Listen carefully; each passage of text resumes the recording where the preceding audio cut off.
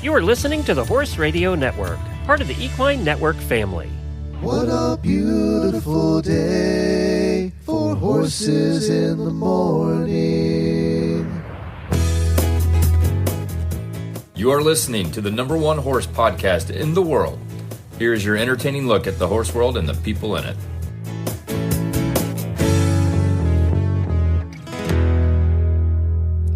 Well, good morning, everybody. I am Glenn the Geek in Ocala, Florida. And I'm Jamie Jennings in Norman, Oklahoma. You're listening to Horses in the Morning on the Horse Radio Network for Friday, December 19th, episode 3844, brought to you by our friends at Kentucky Performance Products. Good morning and happy holidays. I'm dreaming of custom tall boots and snow instead of ice too, so I can ride Joey and drive my pony as long as they'll both be good. I'm dreaming of more saddle pads with every matchy set. May your days be filled with horses, and may you always love HRN. Well, that was Corinne singing that, who, of course, got one of your horses, Joey. Oh, so wasn't that nice? That was very sweet. I think she's probably, 12, 14 when she sang that. So and apparently she's doing really well riding right now and kicking butt. So good job, Corinne. Love it. Yeah. Love it. So today on the show, it's just Jamie and I, and we're going to answer listener questions and have a little holiday fun. And apparently there's some kind of game that I'm supposed to play at the end. I don't know. And I'm a little worried about that. It's awesome. I'm so excited. Payback, man.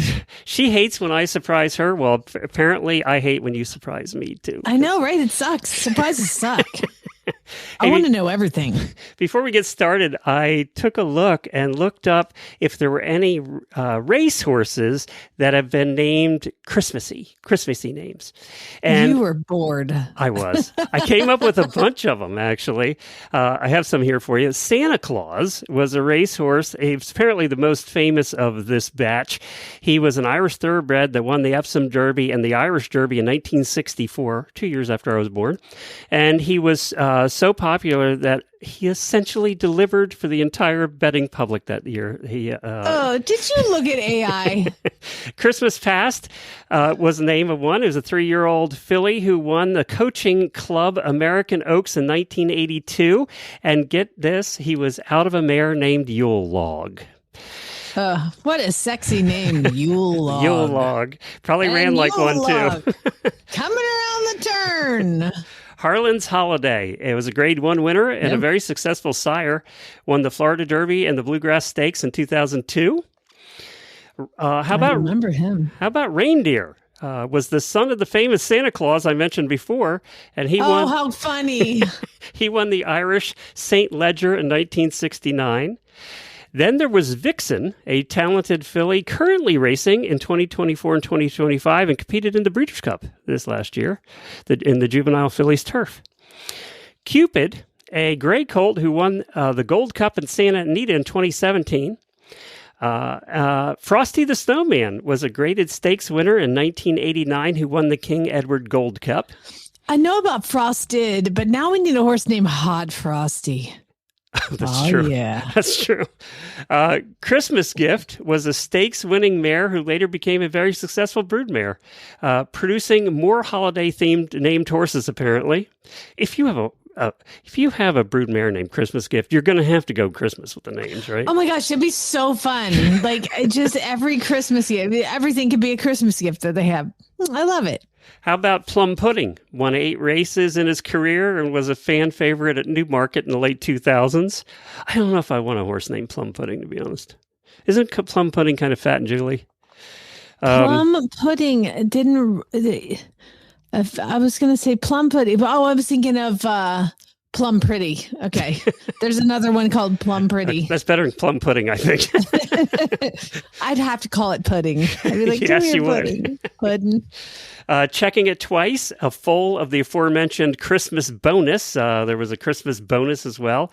And cold turkey was a 112 races on artificial surfaces, and apparently he did better in the winter. So that was and he quit smoking. Cold turkey. So there you go, some Christmas named racehorses. And now we do have some daily winnies.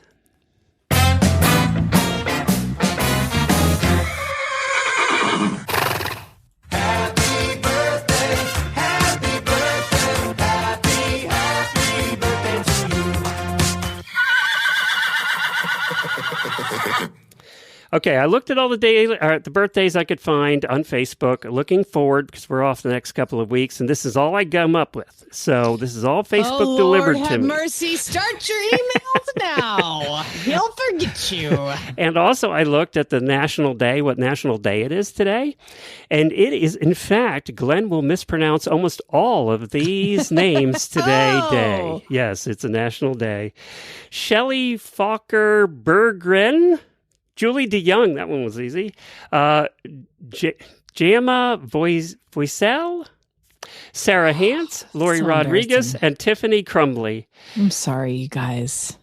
Tiffany Crumbly, though, is kind of a Christmas Shelley name, has right? been on our show. I know, and I still can't say her name, and she gets after me every time I mispronounce it.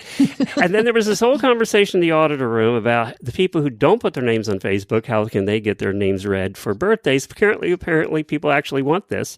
So the only way they want this abuse. Yes, apparently. Apparently, they have taken it now. What you always say, it's a point of pride when I mispronounce their name. Apparently, that is a thing now. It's a badge of honor. Yes. So now I'm going to tell you how you can do it. You have to private message me on Facebook or email me the morning of your birthday. Because if you email me 4 days ahead or message me 4 days ahead, I will have forgotten by your birthday. So you do it the morning of your birthday, and I guarantee you'll be named. There's no excuse for him. By the way, he records this at, let's see, basically 10 a.m. Yeah, so before on that. your birthday. So before that. Yeah, before that. Let's do now after, and I know I'm going to be in more trouble again because this has been a conversation many times in the past. So I apologize. Oh, and can I also apologize for another delinquency while we're here? What'd you do? I had promised to watch multiple Hallmark movies and give my reviews this holiday season. Yeah, I remember that. Yeah, but after I watched that first one and almost threw up, I just couldn't do it anymore. I just couldn't. I'm sorry. I apologize.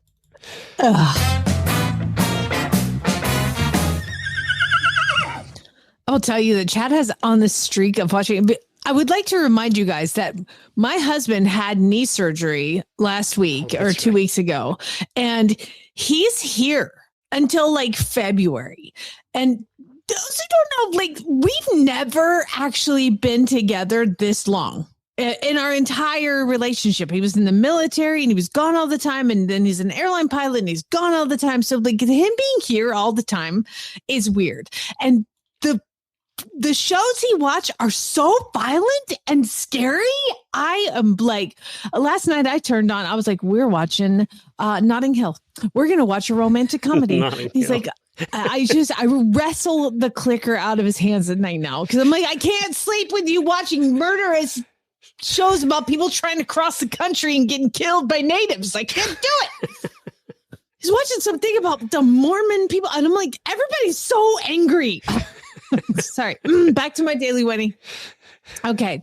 I would like to give a daily winning to all of the listeners and auditors that have sent me Christmas cards and gifts. It's crazy. This is like a dream life. All of you people it's just so kind and generous, and you guys are all so sweet. I've even got wedding invitations, so I do appreciate that, you guys. I appreciate it. I love you all very much.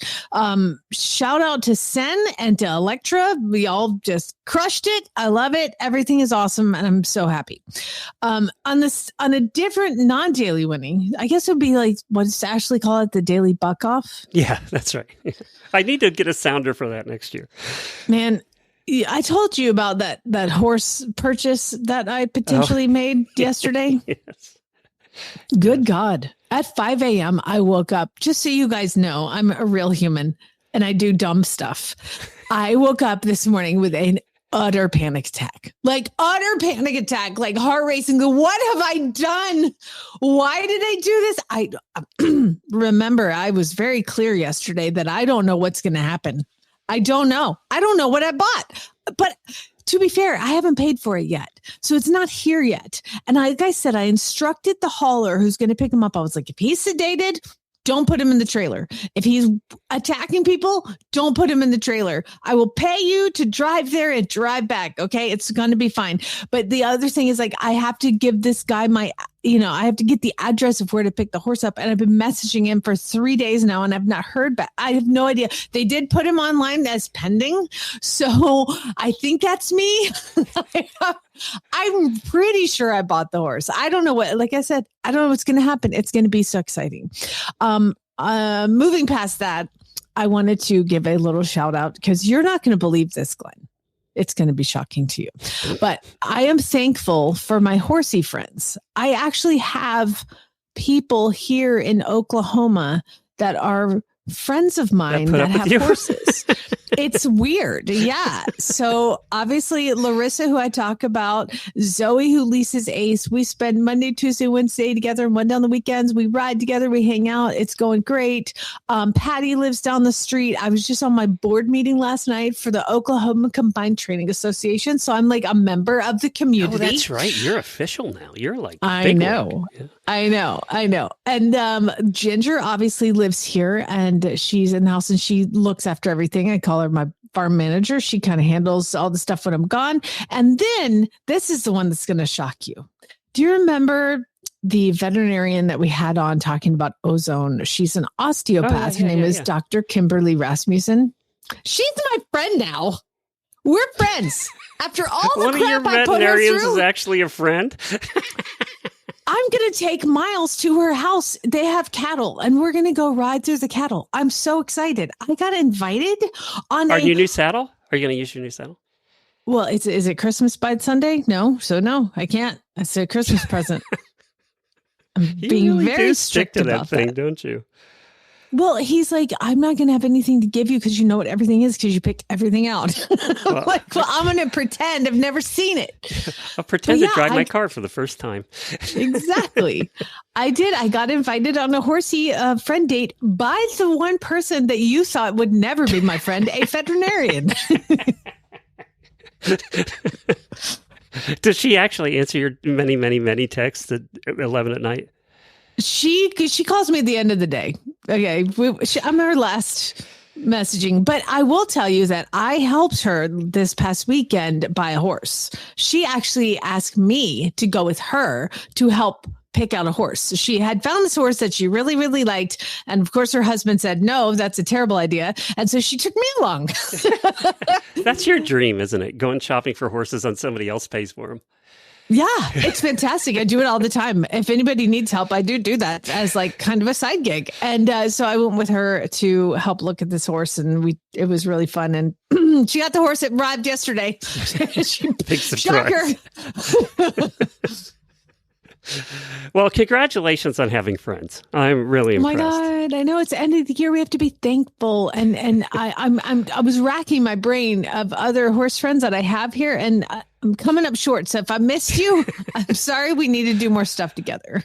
We are fortunate to have local friends here, and they're all because of the show. That we have these friends. Yeah, that we met them all like because you of the show. After this? Yeah. And I wanted to give a special shout out to Brooke, who I just discovered we've known for 10 years now.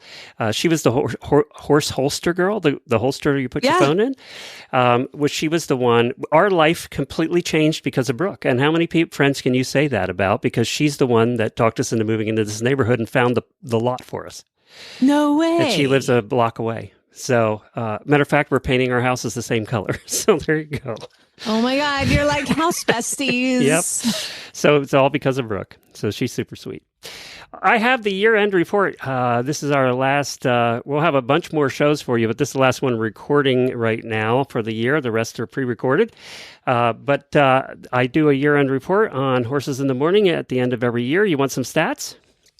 This is going to make you feel tired. Wait. It's going to make me feel old and tired. Yes. Yeah. 240. This includes Tuesdays and Thursdays.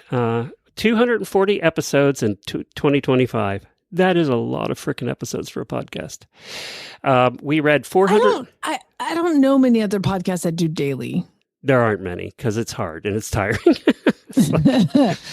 200, we read 460 bad ads, 200 weird news stories, and probably you had submitted to you about 1,000 weird news stories. Well, here's the thing too. Like if you think about 460 bad ads and 200 weird news stories, that means that many people write bad ads exponentially, probably too, because we don't read them all. And then also that many people do weird stuff. Like it's for the taking, Glenn. It's right there for us to just take. So when you do a daily show, as mentioned in the first statistic, you are going to have to find things to talk about. We talk every single day about one thing. One thing. Now, fortunately, it's the only thing I can talk about. It's the only thing I know, the only thing I care about, the only thing that's I where love I to bring do. balance because we do get complaints occasionally that we talk about other stuff other than horses. And it's like, that's for my sanity, people. That's for me. That's done. Jamie doesn't care. I care. That's for keeping me sane. I'm still a horse husband. I mean, I will talk to you about the chestnuts on the inside of your horse's right hind. I don't care. Like, if you want to talk about horses and how many tail hairs they have, I am in. And the part we cut out is Jamie at the end of that conversation. Glenn, are you there? Are you there, Glenn? Hello? And I'm off doing something else. Yeah. No, I mean, literally, I taught you guys something. Is the one thing that probably the biggest thing that irritates me about Glenn, since we're just airing up the grievances right now. Happy Festivus! Is when I'm telling something and he just leaves. Well, usually it's a health thing. Yeah, sure. It's a health thing. Air quotes, it's a health thing. I had to go to the restroom. No. You don't care what I'm saying and you're not paying attention. And so then I feel like I'm really, what that does is it emotionally scars me because I'm like, oh my God, I'm boring. I'm boring everybody. We've done hundreds of Equestrian First World Problems. We've given away over $4,000 in prizes this year. That's incredible. Not too many other podcasts. I don't know any other podcast that does that, to be honest. We've had 420 plus guests. Let me stop you right there. Yeah. My turn. Okay. 420 guests. At least 419 of those are horse people. Okay. And I wanted to go back to how many friends we have. You have one and I have like four. We've done 720 commercial spots this year, supporting our wonderful sponsors that make this all possible. It's approximately 600 hours of editing. That's so much work for me. Breeds of the alphabet, we got through N. We're going to start with O in 2026, and I assume we're going to have to do Oldenburg, right? So, I mean, is Oppenheimer a breed? I can only think of like O words. Oldenburg is the only one I could think of. Oldenburg. Yep. Orange orangutan. Get this. We averaged 580 auditors throughout the year. You know, some come, some go. But in the auditor room, I looked it up today. You know, this is one of the most active private rooms that I'm a member Facebook. of. Yeah. We've had over 5,000 posts in the auditor room during the year with 600 members. 30,000 comments and 114,000 reactions. That's likes or hearts. Did Facebook give you the breakdown? Yeah, you can get that on private groups. So there you go. I mean, that's a lot of activity in the auditor room for 600 members. You know, it's not like there are tens of thousands in there. We will be doing our 4,000th episode on July 26th. If you guys have any ideas of what we can do special for that day, let us know. I think there are probably 5 or 10 maybe podcasts in the world over the last 20 years that have hit 4,000 episodes. So we're in rare air there. So let us know what you think. I like that rare air there. Rare air there. And I also have another announcement. Once again, Jamie and I were not nominated for the Podcast Hall of Fame this year. Yeah, I mean, this is getting ridiculous. I need accolades, Glenn. I need awards. I'm not winning anything for horses, so I might as well win something for this. Who's the financial dude that you like? Dave Ramsey? He's going to be there at Podfest this year because a friend of his is nominated. He's going to do the announcement. So I'll meet him this year. I bet his friend wins because it's like... A couple of my friends that have been podcasting a lot less time than us have been nominated, so I'll see them get theirs. What are their podcasts about?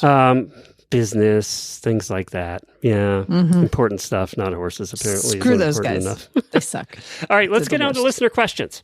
So Jen, not my Jen, different Jen, said, Glenn Hebert, what is the status of your possible touring company? I would love to take a tour of Horsey Ocala with you. I don't have much of an update other than I've been still doing research. The hang-up is insurance. Jamie and I were talking about the cost of insurance yesterday. Well, apparently, if you're driving people around and doing tours, your insurance is insane. I'd have to do 50 tours just to pay the insurance for a year. So I'm looking at options, actually. There's a couple of companies that you can do this through, where the people would actually drive their own car and you sit in with them, and then you don't have that problem. I was going to say, let's just let them drive you around. That's one of the options I'm looking at, and I hope to have an announcement about that in January. So, well, you have at least one person who would want you in their car. I have one, and I want to do it as kind of a side gig anyway, just for fun and make a few extra bucks. So it's not like I want to do 10 a week, right? So, and I think we could have some fun with it. So I'm still looking at it, still trying to figure out the business side of it, which is always the worst thing to figure out. Rachel said, the zaniest animal-related story you have. Oh, God, I have so many. I've talked about the Humane Society rescue, and I think I mentioned that this year, so I won't go over that one again. That was zany as it gets. One time, I have a couple of them real quick. One time, we had cows. And there was a shed out where the cows hung out. And it was a shed for the tools and stuff like that. And the one morning we came out, it had snowed. And I said to Jennifer, what does a cow have on its head? And we walked out we had 100 acres at that point. So we walked way out to the end of the field. And there was this cow with the complete window frame of the shed around its neck. Oh. The cow had stuck its head through the glass, through the window, and when he tried to jerk back, the whole window frame of the shed came out, and the cow was walking around with the window frame on its head. It's a good thing that cows are really tame and love humans and are really easy to get near. Yeah, that was fun. Trying to get the window frame off the cow's head was another challenge, yes. We at one point thought, who can we borrow a dart gun from, that we could tranquilize it? But we did manage to get it done, so there you go. The other thing was, and I mentioned this one a long time ago, but a lot of listeners haven't heard this one. We used to do these drives with a carriage club in Lancaster County with my first pony Piper. And we used to go on drives all over Lancaster County, Pennsylvania. And there would be 20, 30, 40 carriages on these drives. And it was really cool because we'd go through the middle of towns and people would come out and cheer us on. It was a really fun thing to do. And they were 4 hours long. So they were long drives.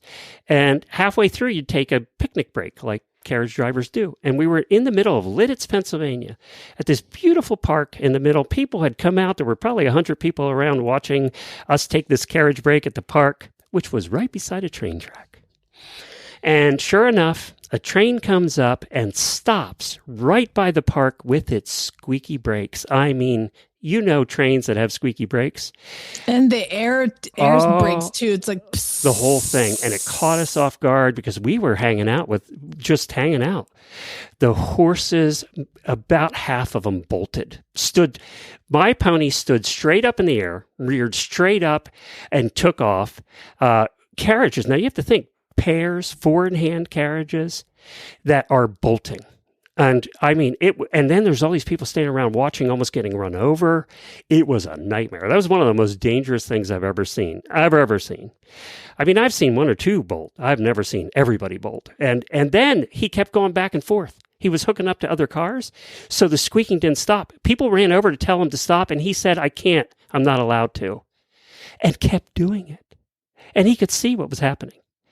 So everybody just said, let's get out of here. And we all just threw our picnics in the carriages and took off and just got out of there. We were lucky nobody was killed during that. Yeah. That was the scariest. That's zany. That's zany. How about you? I mean, catching the wild blind pony, the feral blind pony this summer ranks up there as pretty awesome. Yeah, that's a good one. That was, I think, back in July. You can go back and listen to that fun. But I also want to relive some successes that I've had. Zaniest animal related story. Well, this is just an animal related story because I'm going to brag. Glenn, I got paid yesterday.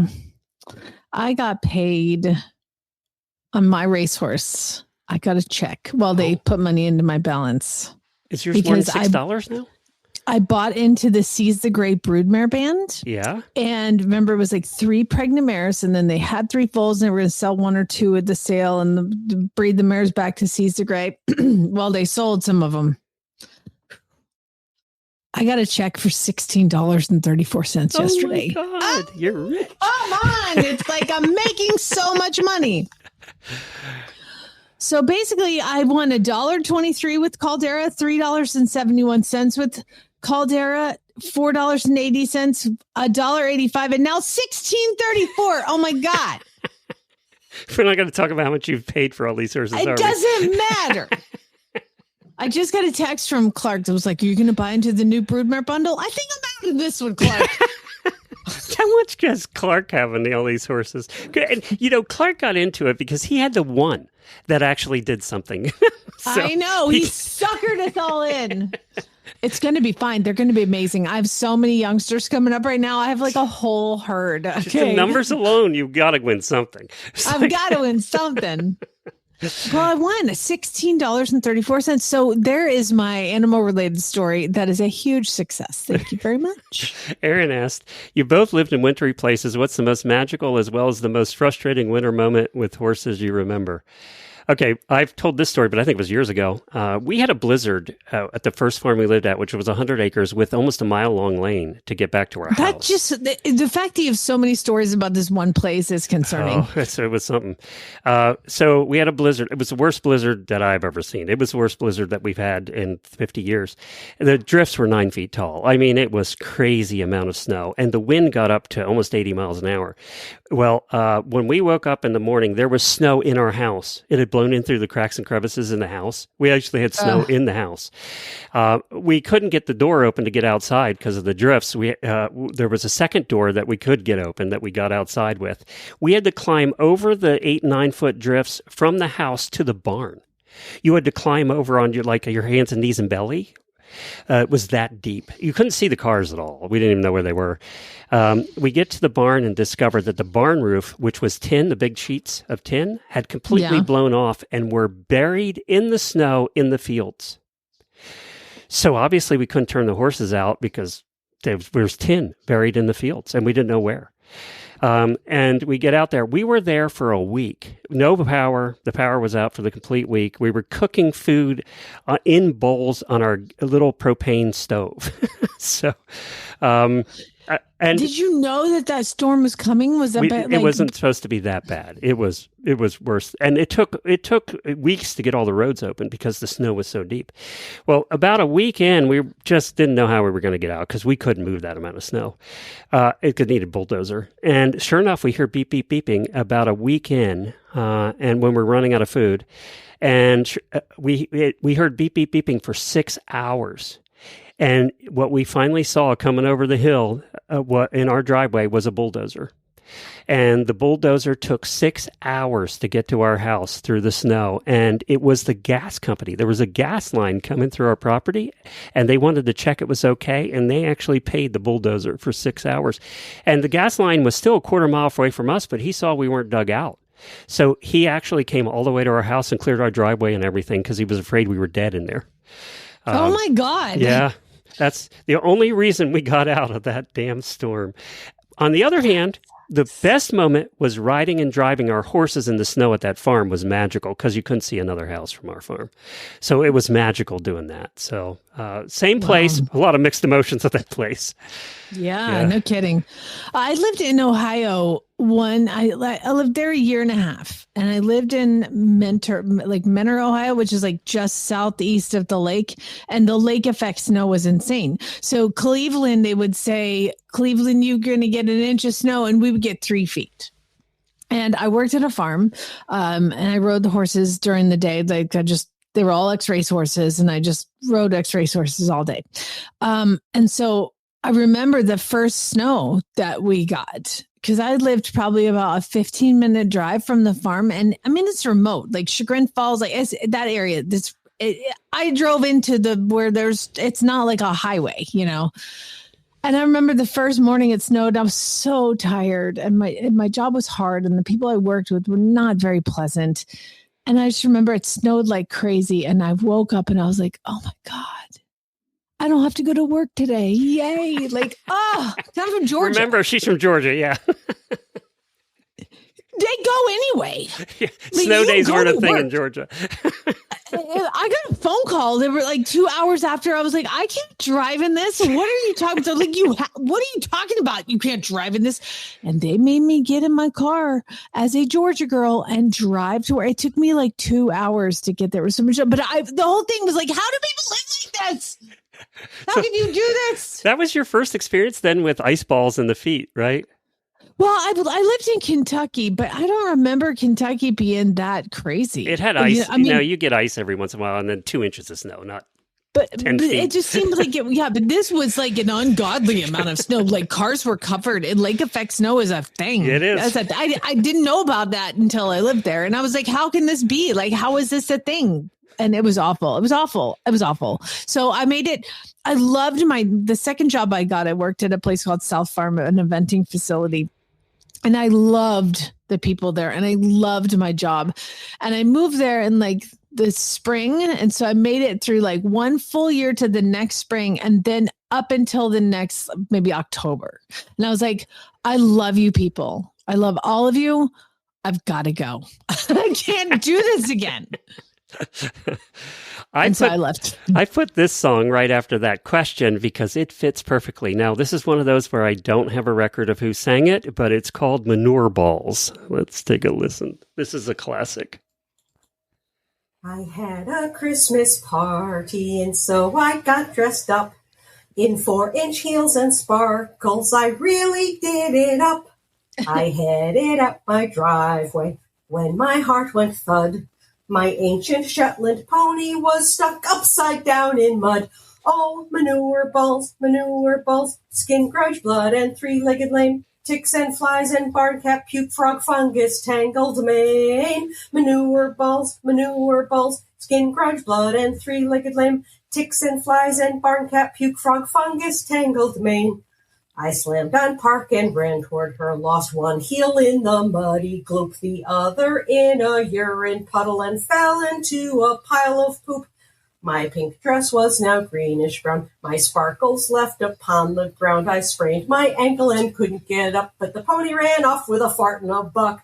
Oh, manure balls, skin, grudge, blood, and 3-legged lame, ticks and flies and barn cat, puke, frog, fungus, tangled mane. Manure balls, skin, grudge, blood, and 3-legged lame. I think I'll take up mud wrestling. It's cleaner with less pain.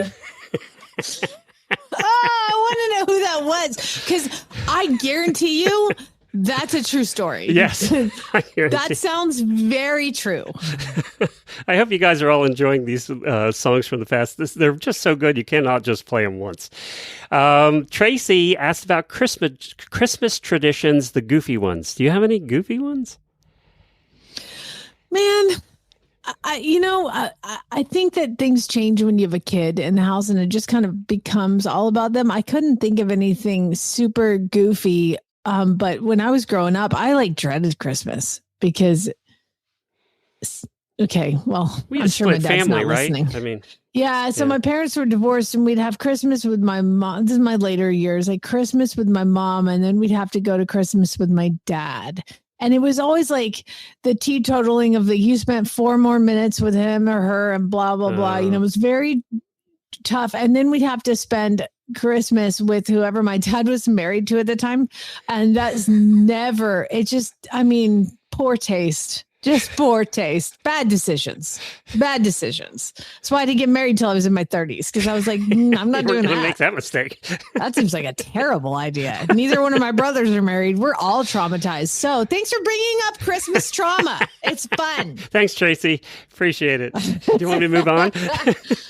Yeah, might as well. But basically, now for Lucas, I make a farmer's casserole. I drink Bailey's in my coffee, and I hope that Chad's home. That's kind of it. We do Christmas anywhere from the 22nd to the 27th, because it just depends on what day he's home. So it's just, Because every everything's an pilot wants off on adjustment. Christmas Day, and somebody's got to fly the plane. So right? Nobody, no, they don't get off on Christmas Day. It's not a thing. Sandy just said this, simply a thank you for me for the entertainment, education, virtual friendship. I know you all don't know me the way I think I know you, but the implied family membership and caring are there and appreciated. Thank you, Sandy. We think of you guys as family too, for sure. You're the sane ones of our family because we aren't. We need help. This next one was for you. You want to, Jen Lopez? Okay. Would you ever seriously consider importing your dream mount from Europe? I wonder if it'd be less expensive to import an amazing dressage or eventing horse than buying one. There's so much to choose from in Europe and blah, blah, blah. Here's the thing, Jen.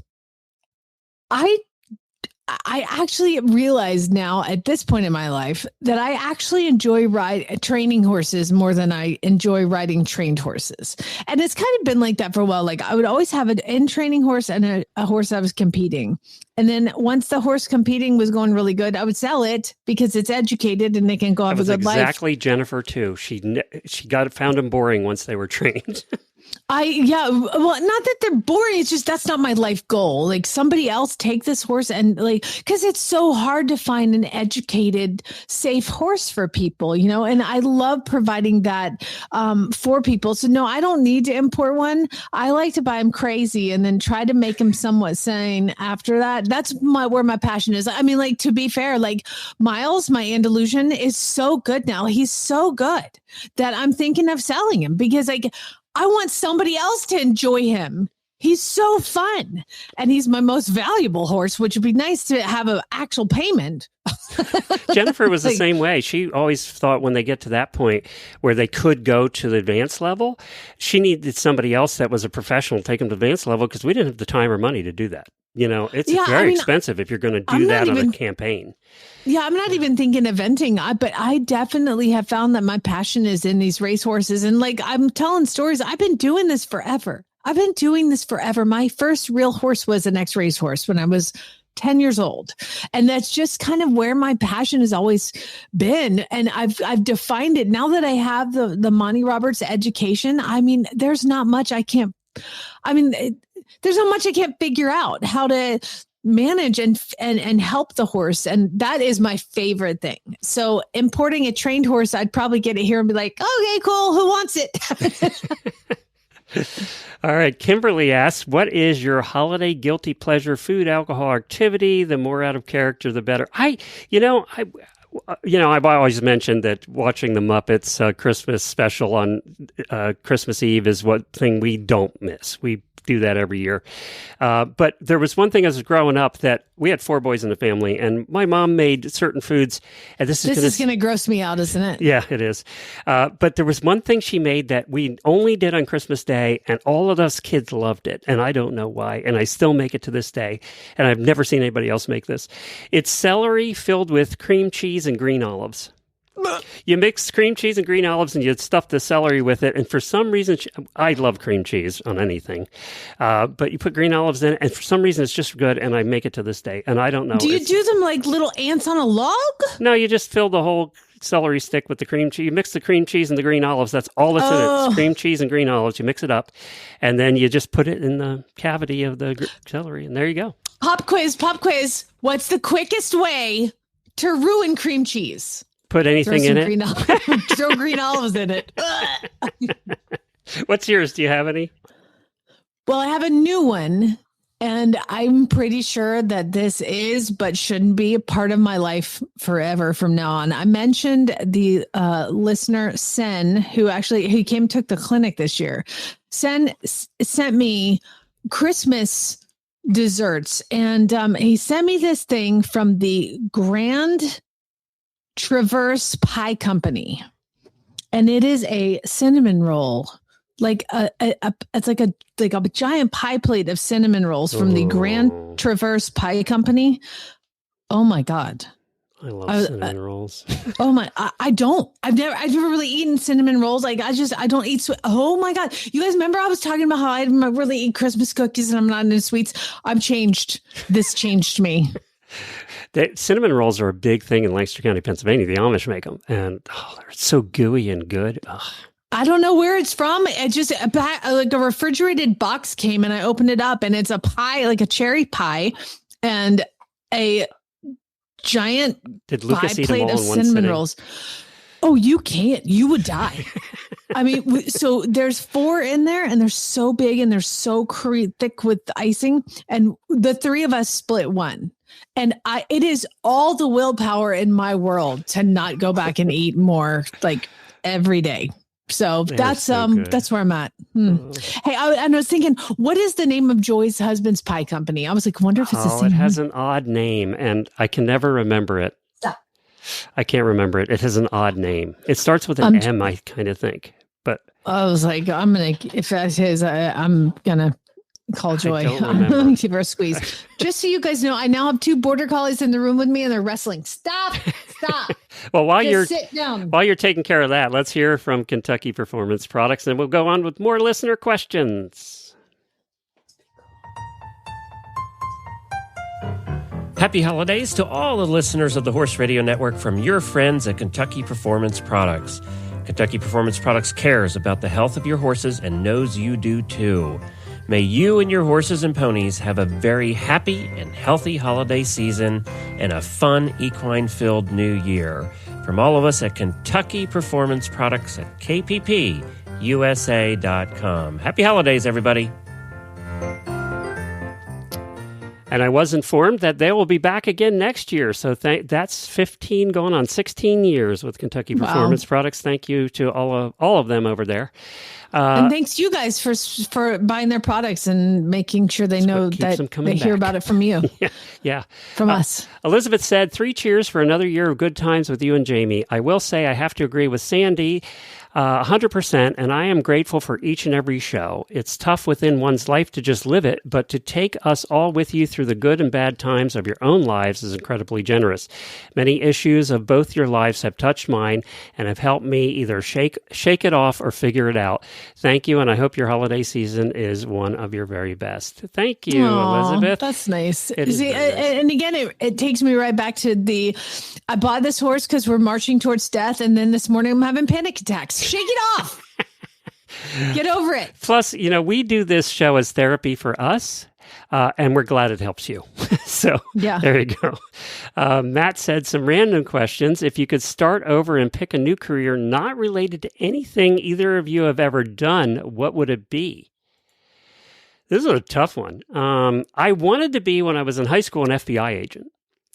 Ooh. Until I discovered you have to have a college degree and a lot of work. And I was just like, I'm not that one. That's tough. I'm not going to do that. It's not you. Yeah.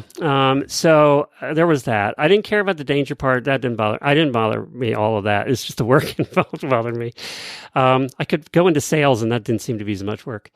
I would say my answer would be a professional motivational speaker. I think I would have really enjoyed that.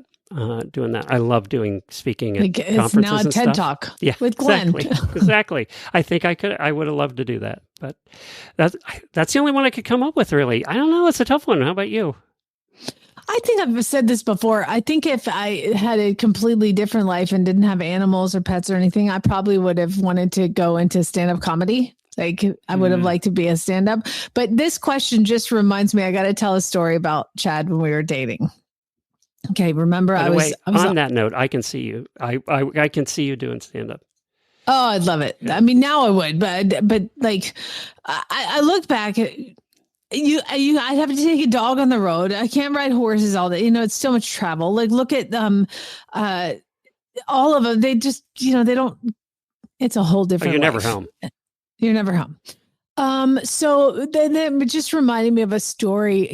I did radio, like real radio. And I worked, the last station that I worked for before I moved to Arizona to be with Chad was a country station, and country stations do different things. Like when I worked for the top 40 station, I would go to nightclubs, and like host events at nightclubs. Well, at the country station, I had to go to a NASCAR race and I had to like go down and I guess it's a really big deal for some people. I had no idea what I was doing. I had no reckon as anybody. I know nothing about car racing or NASCAR, or any of that stuff.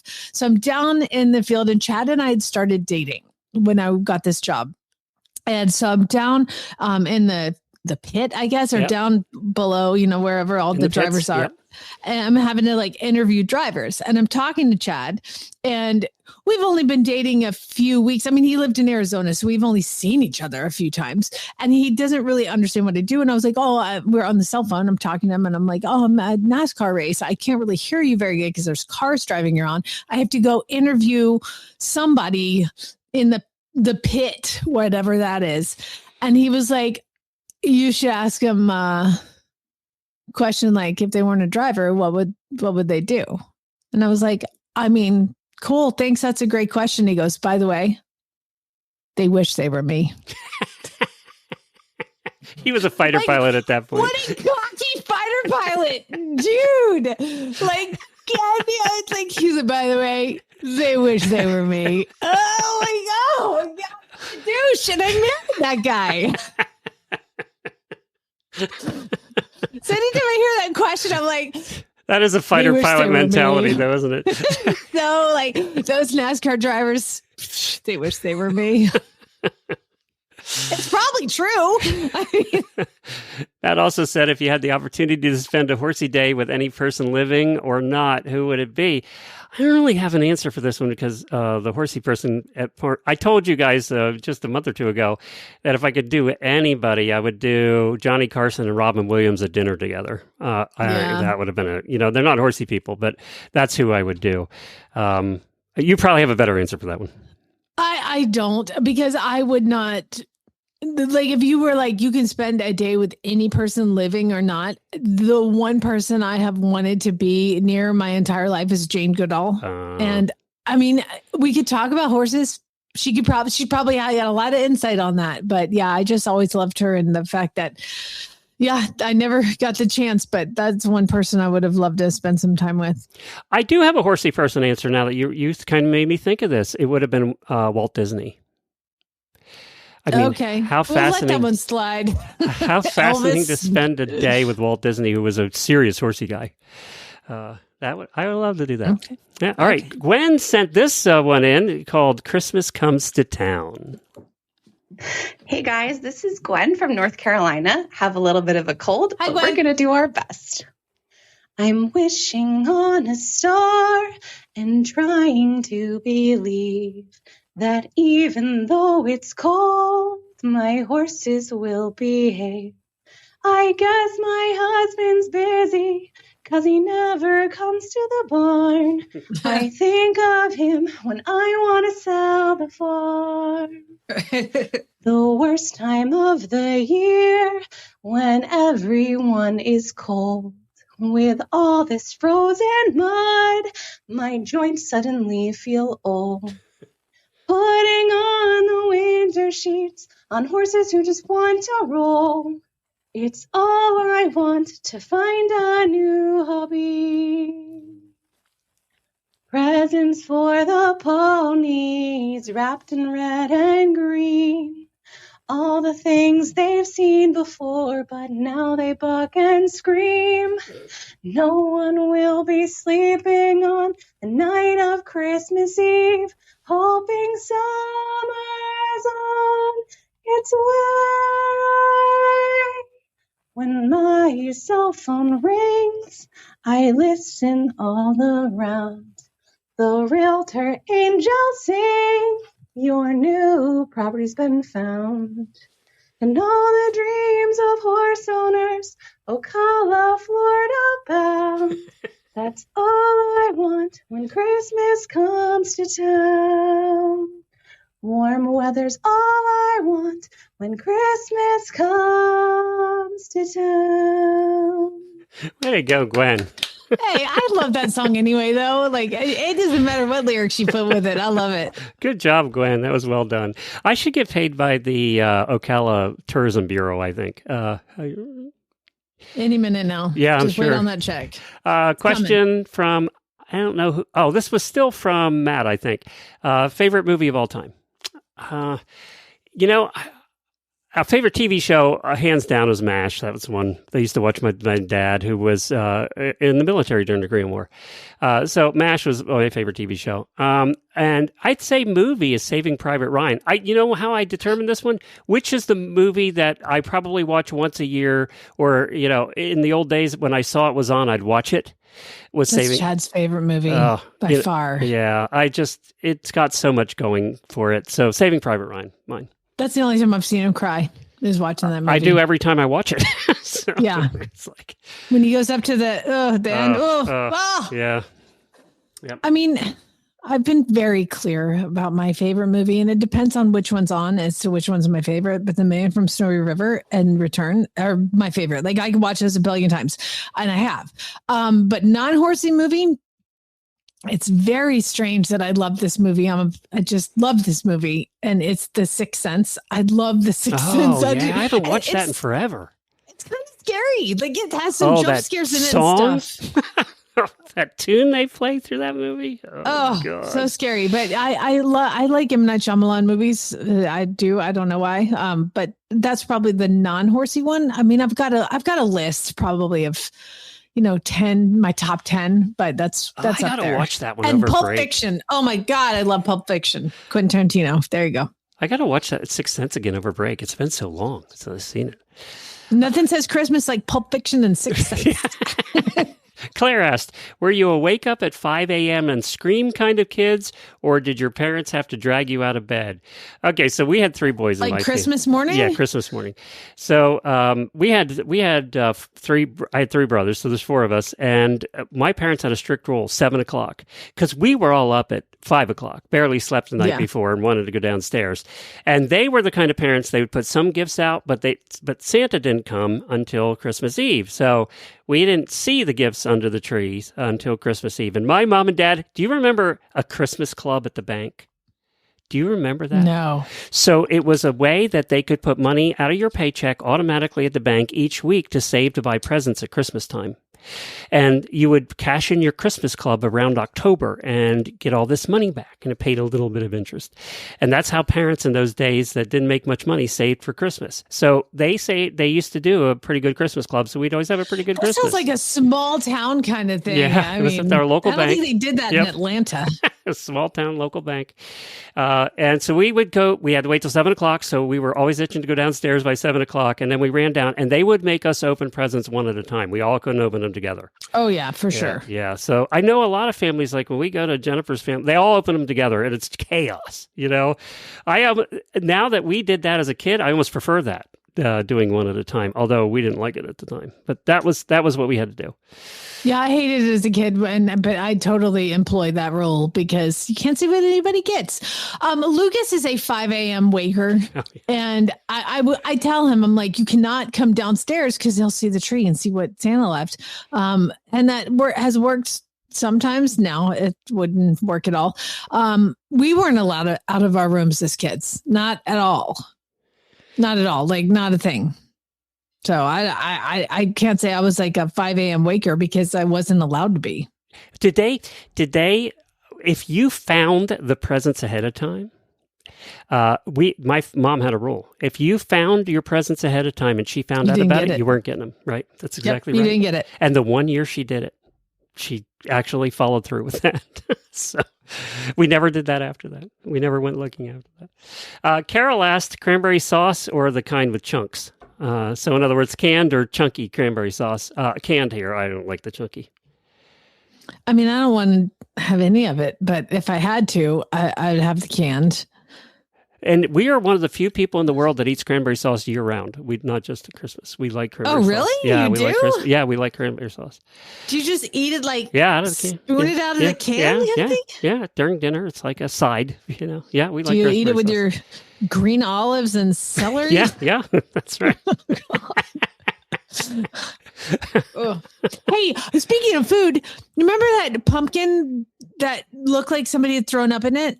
And we had the listener on who gave us that recipe. Say that again. You cut off the top of the pumpkin, and then you bake the pumpkin, and then you fill it up with all that stuff. Yes. I made that. No, you didn't. I did. You were gone. Like, we were on break. I will send you the pictures. Oh my God. Was it It was good? amazing. Yeah? Yes. I made 2. I got 2 small pumpkins, cut the top off, scooped out the inside, and I made one with forget meat what was in and it. one with beans. It was like beans and vegetables and all that stuff. And you cook it in the pumpkin, the last bit. yeah. So like the inside the pumpkin, you scoop out the Yeah. pumpkin at the same time. Oh my God. It was so good. It was so Really? good. Yes. Wow. I was like, I was eating the inside of a pumpkin. I thought that was so weird. And it was delicious. Did it taste like Chad was pumpkin pie or?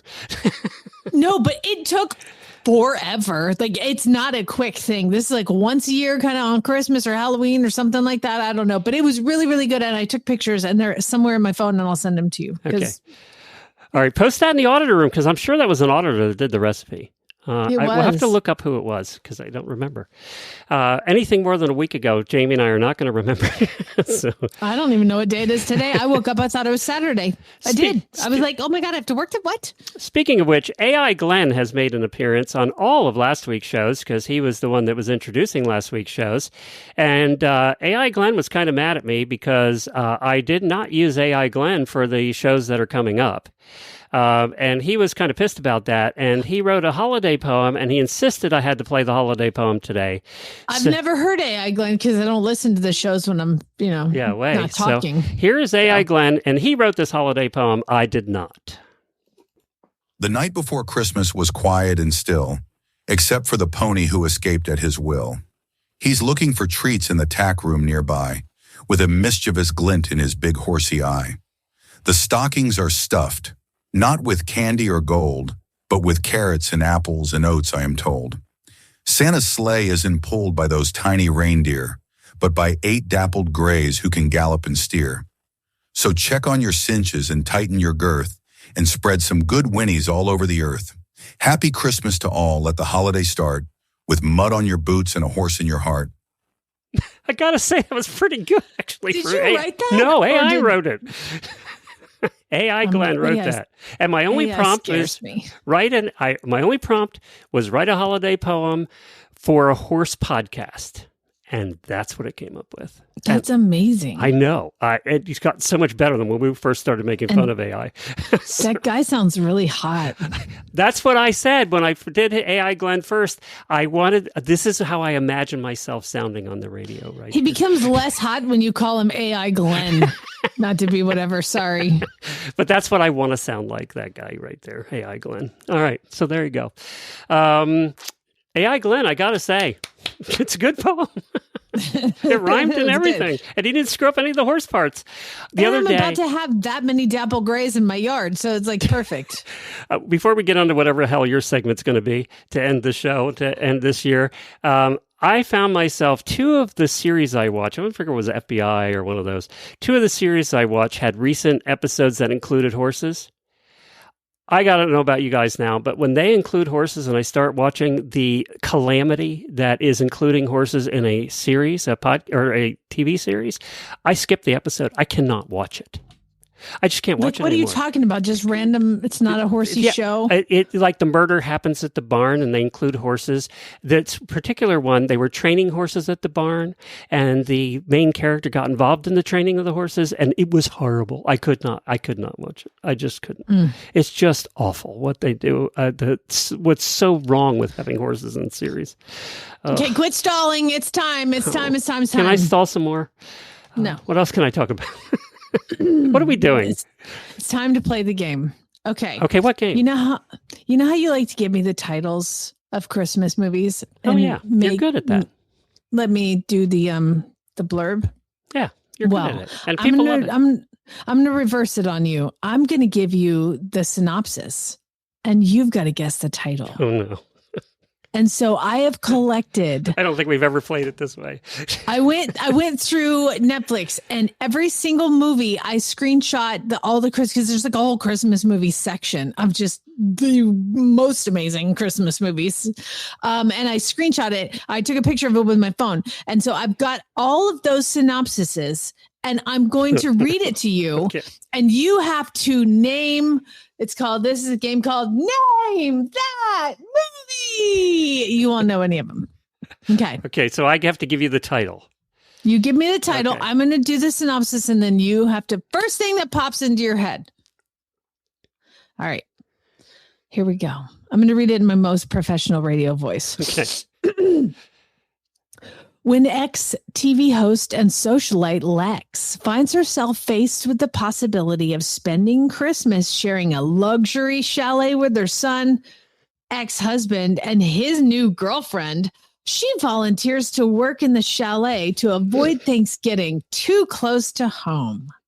First of all, have you ever been in a chalet? I don't think I've ever been in a chalet. No, I don't even know what a chalet is. So let me get this right. She's spending Christmas with her ex and the girlfriend. Makes a three-way. The three-way chalet. Oh! Am I allowed to say that? No, that's not it. That's not at all the title. Okay, how about this? So it sounds like a soap. The Bold and the Desperate.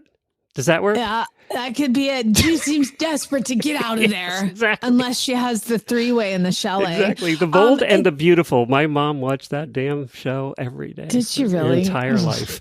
It's called Christmas at the Chalet, dirty brain. Get out of there. I like three-way chalet better. That's much better. I like three-way chalet. I'm going to write that down. All right, and I'm next sure one. that's how it ended up, isn't it, in the movie? You know, I didn't watch it to find out, to be honest. I thought you watched all these to make sure I got it right, but okay. No, I did not. Right. When pro real estate closer Lexi Crenshaw is Lexi, these names are so good. Oh wait, the last girl's name was Lex. Oh my God. Do you think they have a book of approved names for Hallmark movie Christmas movies? They must. They must. Okay.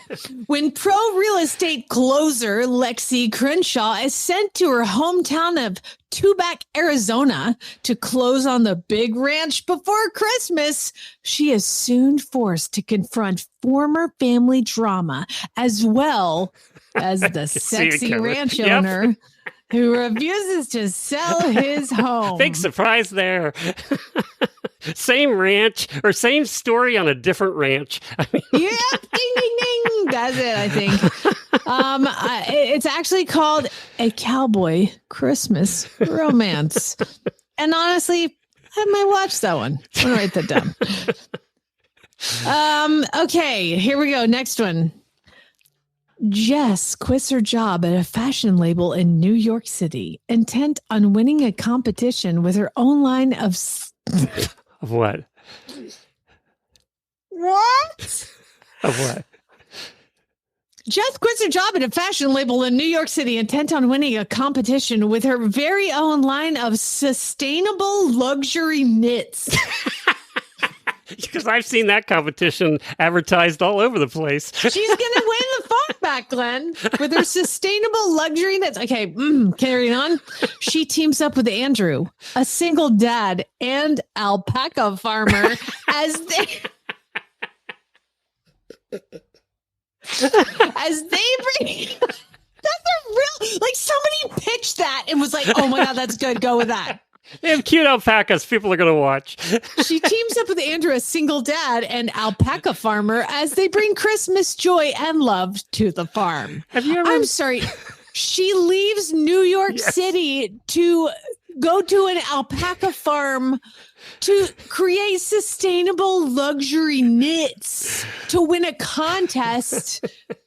And there's happens to be a single dad there. Oh my God. And of course, he looks like a supermodel because all alpaca farmers look like supermodels. You know that. This one checks every freaking box. I mean, every box.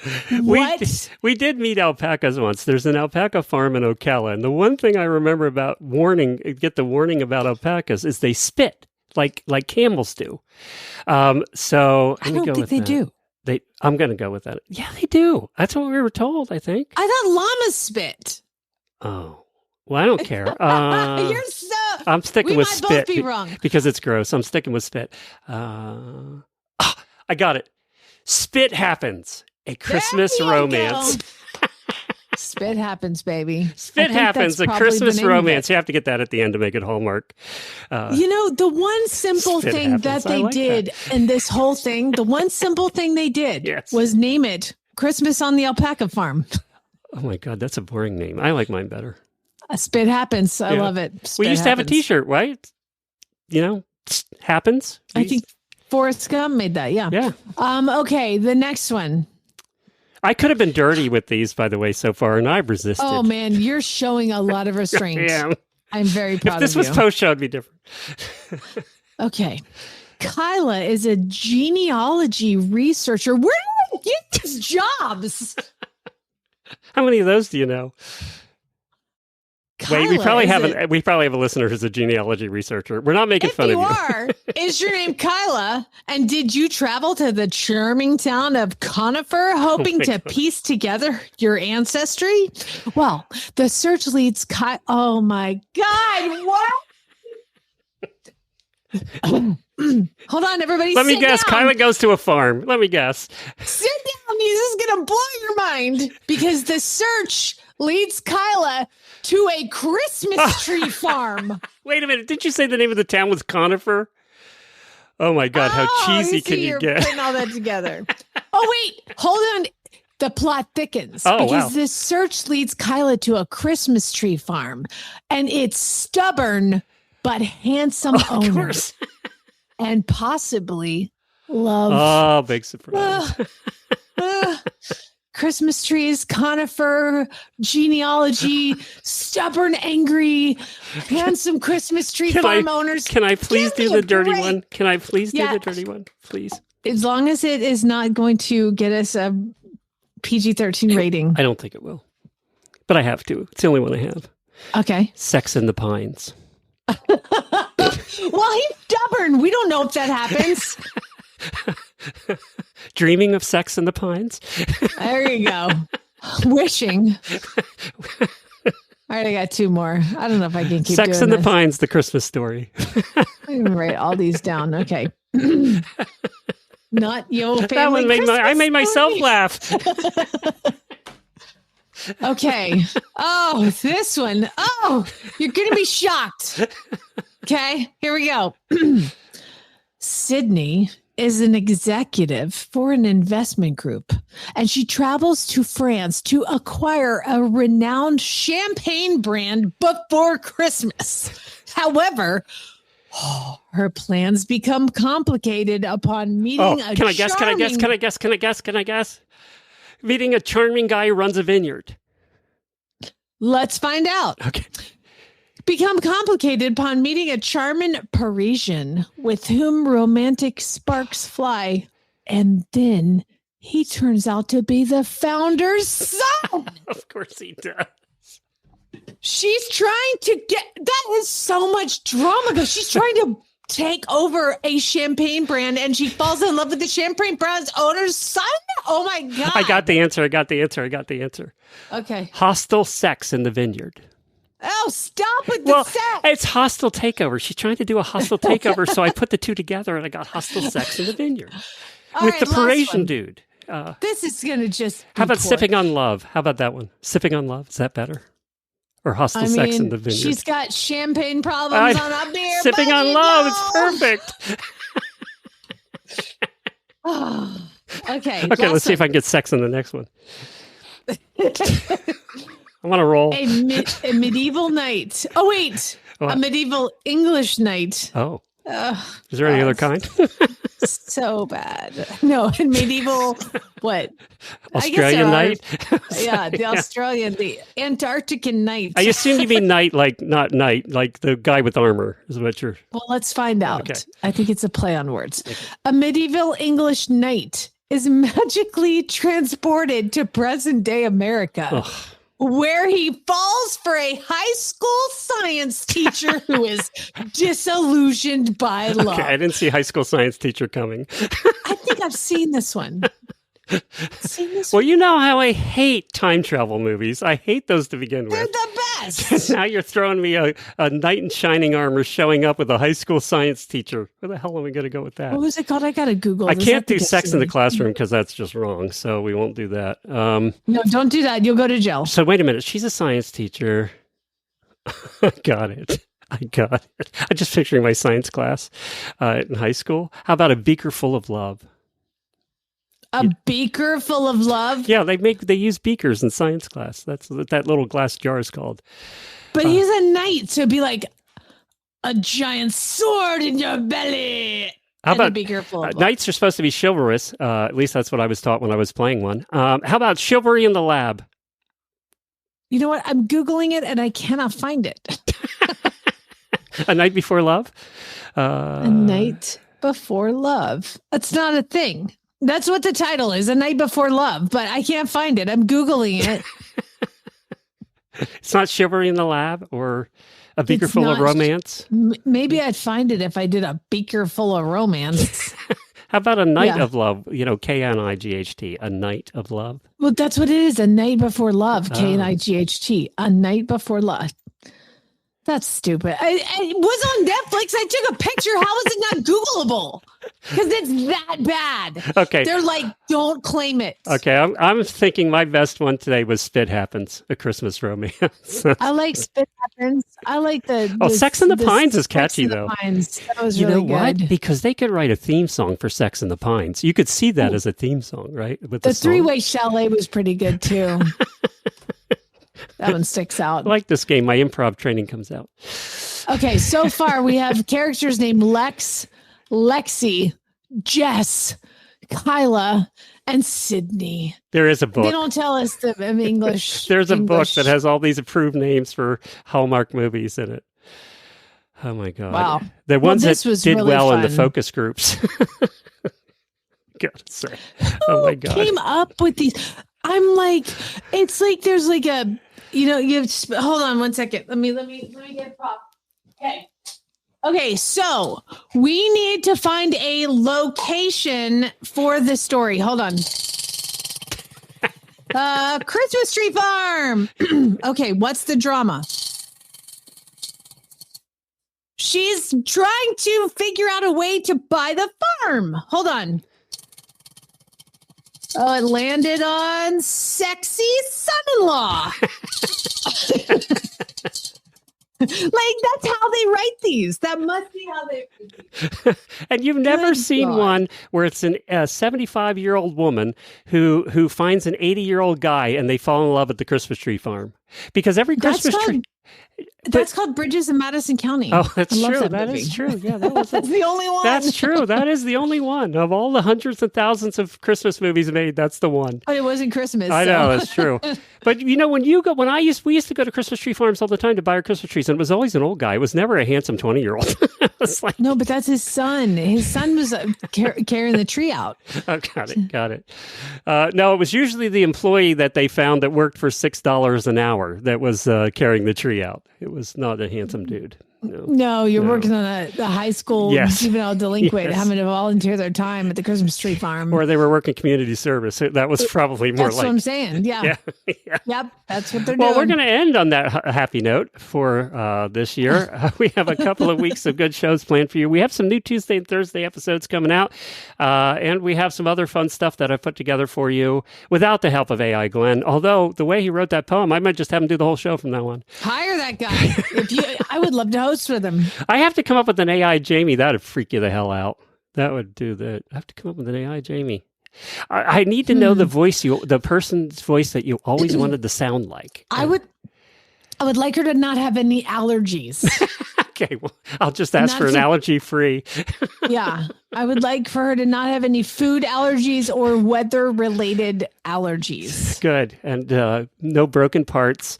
Good shoulders. Yes. And to be about 6'1", would that help? Just bigger boobs. I'm sure nice. AI won't have trouble with that. Don't draw it. Just don't. Yeah. On that note, have a fantastic holiday, everybody. We're going to be back the beginning of January with some brand new episodes for you. We have some fun, different new things planned, as well as continuing with some of the old things you absolutely love. So enjoy the holiday. Give your horses a carrot for us, and you can give a hug to your families too. Yes, please do. We love you all. I'll keep you guys posted on what happens. The horse is supposed to get here Tuesday. We'll see if it does or not, or what it is or not. I don't know. This is all up in the air. And I can't believe I don't have this to share with you guys every single day, the drama. But just, call me. It'll be fine. One last thing. Thank you, Jamie, for being a good friend and co-host all this year. I do look forward to every time we get together. So sitting down with this makes everything else go away, and it's because of you. So thank you very much. Love you, mean it. Mwah. Well, you're all amazing. Here's our closer for this. It was a Radiothon song done by somebody I don't know the name of course, but I needed to do a better job of keeping track of who was who. But this one I kind of think fit for the last song of the year. All right, Spaniard or Geld? Frosted window panes, horses bundled in stalls, trekking through the storm to the barn. Hosts are on their way to fill our day with songs, prizes, stories, and fun. It's that time of year when the Radiothon brings us happiness, joy, and cheer. Merry Christmas, may your horsey dreams come true. And to HRN, Jamie, Glenn, and Jen, wishing you and yours the same thing too.